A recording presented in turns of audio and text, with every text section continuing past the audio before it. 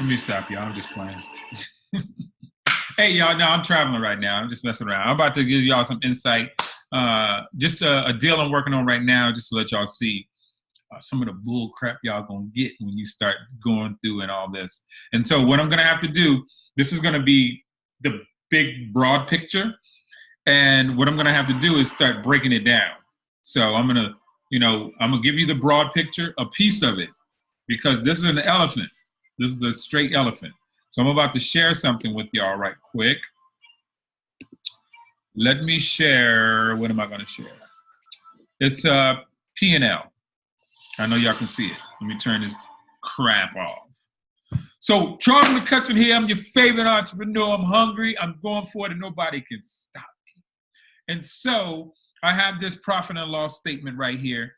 Anytime I get a property in, what I need is, what I want is the T12. It's called the trailing 12, and you're gonna know about that. You're gonna want to see the profit and loss statement, and hopefully it looks, you have expenses on there. You have the profit and loss statement, and then you're gonna wanna see the rent roll. So the rent roll is basically just like this, and what they did is combine all this stuff, and some of it is a bunch of nonsense, I'm gonna tell you straight up. So I had to even get this one updated because I already went out to the unit and it was a wrong one. So when I went out there, they said they only had 2 properties empty, but I had another profit and loss with 3 properties empty, what have you. So let me tell you what I do. Whenever I get a property, and I'll look at it for what it's worth, it is what it is. I'll look at it for what it's worth, and I'll look at the price of it, $699,000. I'll look at the cap rate, and that may make a little bit difference to you later. I'll look at the net operating income. I'll look at the total. I'll look at the expenses monthly and then annually, and then I'll look at how much the rent is and any holes in the rent. So what I'll do is I'll take 12 and divide it by 699 to come up with whatever number that is. That just kind of lets me know how much it is per door. You need to know how much it is per door, because what you're going to do, just like in the residential world, you're going to look at like properties that are 12 units if you can, and that's when a commercial broker comes into play and let them do what they do. So I like a better mix than a 1-bedroom. It is what it is. But I talked to Chesapeake. I didn't talk to Norfolk. Talked to Chesapeake, Virginia, and then there's a Norfolk, Virginia. And Chesapeake, Virginia wants more 1-bedrooms. But this is, in Norfolk, Virginia, which is not that far from Chesapeake. So it is what it is. All of my 1-bedroom, 1-bath. The square footage is a little different. As you can see, there's three levels. First level, 850, second level, 850 square feet, and the third level is 675 square feet. So with that being said, the third level, as you can see, is going to be a little bit, the cost is going to be a little bit less. So this is the current monthly rent, $625. Annually, they get $7,500. So this price right here, the T12, the trailing 12, is going to break down month by month of these prices. And what it's going to do is tell you, it's going to really tell a story to say if, there's 3 months, let's say June, July, August, you have a fluctuation of payments. You can just ask the questions of what's going on there? Are people not living there and all that kind of stuff? And so these rents can probably go up. And the way I looked at it was about $30. And, you have to we're going to learn how to do that as well. Pro forma. Pro forma that means that's their best guess. That's all it is. And if you take somebody's guess, that's what you get. I like to take the current, and then I do my annual, and then I look at, can I add, people call it a value play. In the real estate world is a value play. Can there be a value play on this property right here? 1-bedroom, 1-bath, this house or apartment for $625. Can we get up to $650? Can we add $25 to it? Can we add $30 to it, $50 to it? Then you have to look at the area to make sure that people can afford that. Vacancy rate, you can ask a broker in your area, commercial broker, what's the vacancy rate for this specific area? They should know. If they don't, I just got up, y'all. Please bear with me. I stayed up late making some moves. So if they don't know what it is, then you may need another broker. No big deal. Effective gross rent or what have you. I don't even look at that. I just look at how much money is coming in, period. How much money's coming in, how much they want for it, the cap rate. And then I'm going to come down here. Common area electricity. When I went out there, he started pointing at different stuff. He said, well, there's electricity right there that the owner pays for. Lawn and garden care. You have they got a company they just hired. And I know the guy. So I'm going to ask him how much he charged and see if this number is correct. It could be wrong. Who knows? Insurance. You're going to have to call insurance. And you're going to have to find out what your insurance is going to be. But see right here, it says flood insurance. So this is probably going to be a little high because they have to have flood insurance. It might be in a flood zone. It is what it is. Taxes, you got to call the city to get the right taxes because you're going to look at what they have and then you're going to form your own plan. So I have another spreadsheet that I form my own plan and I look at the numbers my own without looking at what, taken from what they give me. That's all you can do. Then you look at your total expenses. And they broken it down into management. So whoever manages, I know the manager, they make 10%, and maintenance, because they got to pay somebody to do it, takes 10% of, 8%. And so your total expenses, if you don't have this number of expenses, you're not going to be able to do this deal.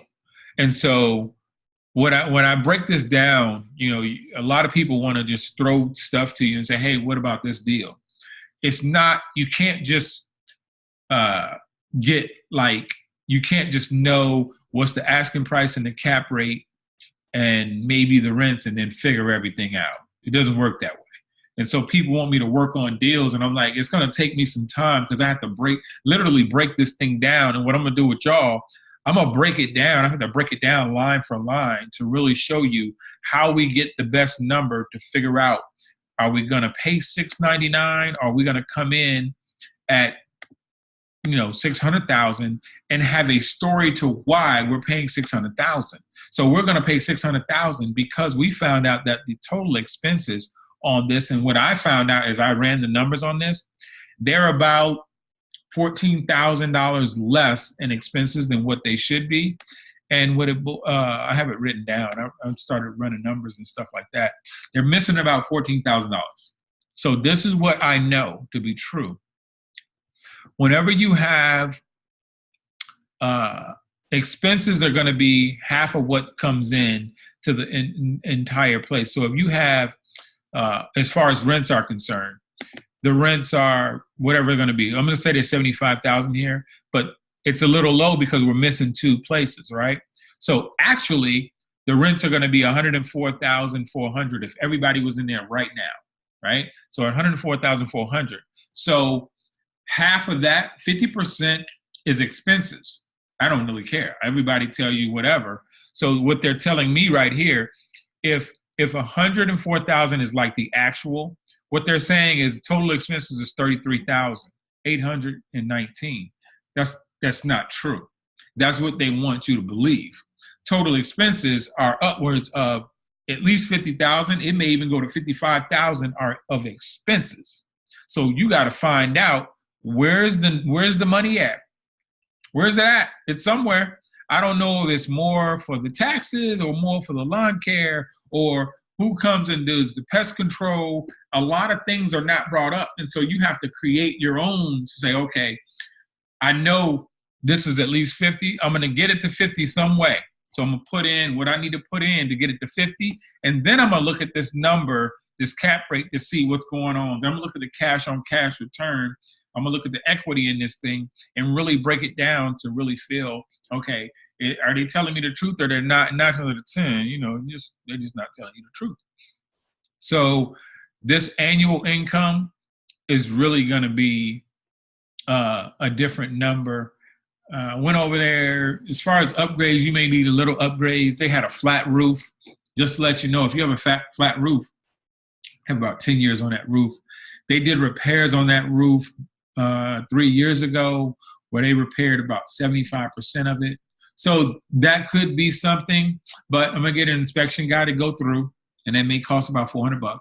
And I'm gonna get a roofer to go in there because I want to know without a doubt, you don't want to play with the heavy ticket items. And that's the roofing, HVAC, for the AC and all that kind of stuff. You don't want to play with that because you don't want to take over a property. And next thing you know, we got to put a roof on. You got to refit the AC or electrical units. Now you just cut into your profit. And so that's what, I want you all to see. And like I say, as I go through this, I have another spreadsheet that's going to literally break this thing down line for line so we can figure out what's going on. There are industry standards that you can use, like for insurance.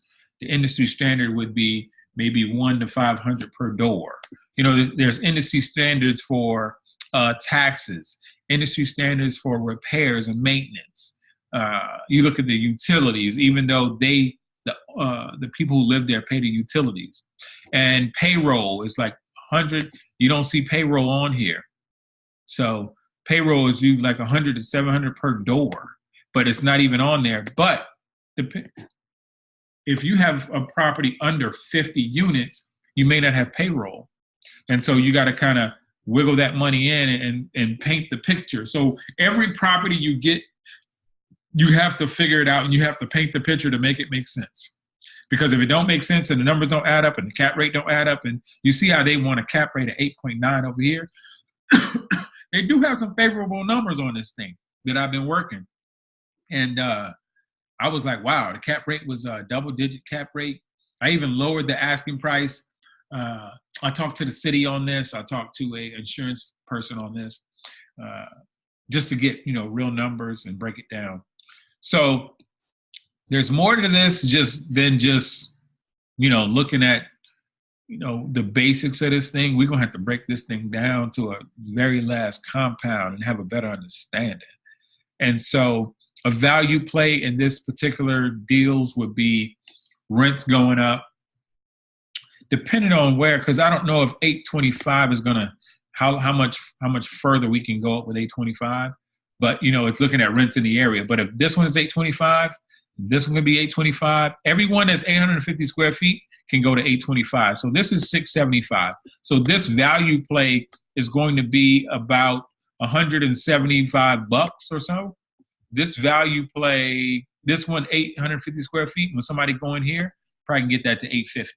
And so that changes the numbers. So there's value play and how we can, in a sense, get in there and then start looking at money, how much money is going to be added to it to help out with the numbers. The other thing I look at is when these leases have come due.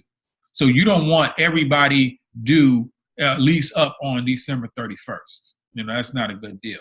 You got to stagger the leases. So, if somebody leaves out, you only have one vice. Everybody's like, okay, y'all, we about to leave. Everybody leave. Now you have an empty unit. And so that's what I wanted to bring out to y'all, just to give you some insight. But all these numbers, some of it is a bunch of nonsense and then some of it is cool. But you just have to know how to read it so you're understanding what we're doing. And what I'm going to do for you is give you, how to find insurance, how to find the right taxes, how to understand as far as the lawn care, what's the management fee should be, maintenance, the NOI of this thing, what the cap rate is, what it should be, what should the asking price be, how do you manipulate the numbers to where you can have a 10% cap rate, how do you manipulate the numbers and so your NOI becomes what you need it to be. That's everything that you're going to be getting in a nutshell. But if when I talk to these folks, a 12-unit property, I want the T12, I want the, I'm drawing a blank, I want the, the expenses are going to be on there, the profit and loss statement, which is not really how it's supposed to be set up, but it is what it is. And then the rent roll, telling you this is like the rent roll, but T12 is more expanded month by month and it tells a story. So right there, I'm going to stop. and I'm just going to build on this, and then I'm going to build on that, and I'm going to build on that. So we're going to start getting, breaking it down and getting more specific to different things that you must know.